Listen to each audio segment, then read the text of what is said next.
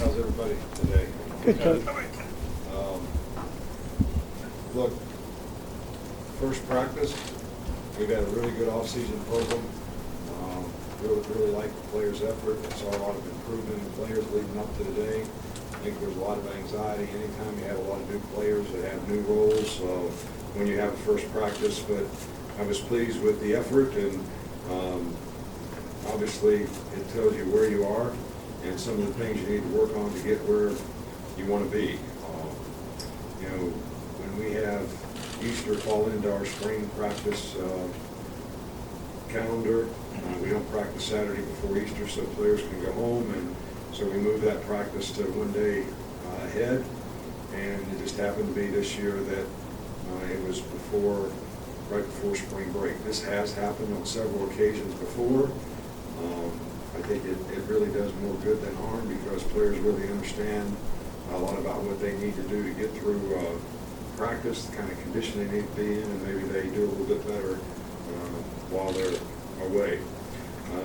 But, you know, we got some guys that are probably going to miss most of the spring, maybe all the spring. Jonathan Allen, who had shoulder surgery, Cam Robinson, who had shoulder surgery, Eddie Jackson, who had a leg issue, Raheem Falcons, who had a leg issue, Dakota Ball, who had a foot issue, and Sean Jennings came here with an injury that he got in high school that he's still not healed from. So those guys will have a difficult time to probably have a chance to participate at all this spring. We had 8 early enrollees that, you know, all are getting sort of inundated into what is expected of them and what the standard is around here. And you know, we've got 3 new assistant coaches. 2 of them have been here before, so they pretty much know what to expect. And you know, we talked before about hiring another offensive line coach, and Mario coaching tackles and tight ends, and Burton Burns is, you know, sort of taking over the special teams and always going to be a special assistant to me. And we're excited about how all those people can contribute in new positions. So a lot of people to replace. It's what makes it fun when you lose 25% of your team every year, and it's new opportunity for a lot of people, new roles that other people have to, you know, sort of take on the team. So one thing was pretty obvious today, that we have some good players, but we also have a long way to go to get where we want to be.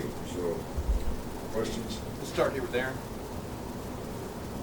I noticed that Bo dropped some weight. I wonder, was that done given like his injury history back through high school and last year, or was it you just felt he played a little better lighter? No, you're talking about Bo Scarborough. Look, you know, we give everybody a muscle mass, body fat, hydration, functional movement test, and you know, we try to work hard with Miss Amy to come up with what's the most efficient, effective weight for a guy. And you know, we see how this guy's moving, how he's running relative to how he used to run.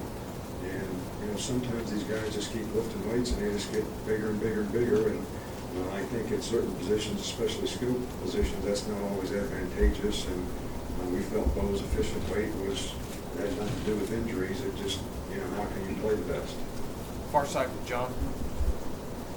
Nick, how did Brent Key first kind of come on to your radar, and what was it about him that, you know, appealed to you to want to kind of shift around some different roles to bring him on board? Well, we interviewed Brent. We hired an offensive line coach 3 years ago. I was very impressed with him, and thought that he would be somebody that we would always want to hire if we had the opportunity to. And we felt like this was a good fit for him. And he's obviously had a lot of experience doing it. He's got a lot of energy and enthusiasm and has a great reputation. So we've been pleased so far with the progress we've made with him. Right in, Michael Casagrande. Just wanted to, Blake Barnett, how's he matured in the year he's been here, and just his time as quarterback, what does he bring to the table? Well, you know, it's hard to answer that question after this one practice. It'll be interesting to see how all these young guys, we've got 3 young quarterbacks that all are going to have an opportunity this spring to compete in a position that maturity is a very important factor. And you know, Blake had some ups and downs last year with some injuries and illness and things that probably held him back a little bit. So we're all kind of anxious to see how he matures and how he does this spring as well. Right here in the middle with Alex. Two-part. You updated us on Tony Brown's status. You said he was still facing some suspensions. But he is facing some suspensions, and when I get the final data on that, I'll definitely let you know. Okay. Second question I kind of wanted to ask, after losing so many, players that you counted on as team leaders, in the locker room, how do you kind of approach this all season? Do you kind of fight some complacency that have been issues in the past? Well, I think we want everybody that has a get-it-done type of attitude, and I think that everybody not only has to have a get-it-done type of attitude, they also have to take ownership for people who aren't getting it done because they're unable to do things to the standard that we want to do it.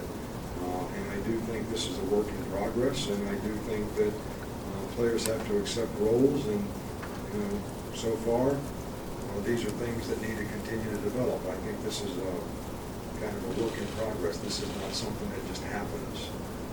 Team chemistry last year happened over time, and I think we'll see how this team develops over time. Guys, that's going to be it for Coach. We've got to get him across the street for throw out the first pitch of baseball. Thanks, guys.